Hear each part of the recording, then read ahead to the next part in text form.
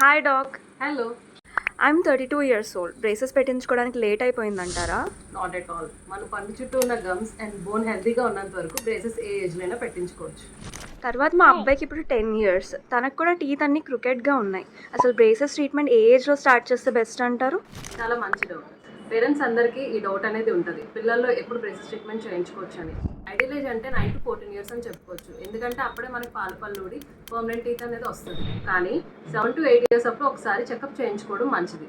ఎందుకంటే కొన్ని కండిషన్స్లో జాసెస్ చిన్నగా ఉండడం లేదా కింద జో ముందు కూడడం లాంటి ప్రాబ్లమ్స్ ఉంటాయి. అలాంటి కండిషన్స్ మనం ఎర్లీగా డయాగ్నోస్ చేసుకోగలిగితే పిల్లల గ్రోత్ తగ్గట్టుగా మనం ట్రీట్మెంట్ చేయొచ్చు. ఇలాంటి ప్రాబ్లమ్స్ పెద్ద కరెక్ట్ చేసుకోవాలనుకుంటే సర్జరీ ఒకటే ఆప్షన్.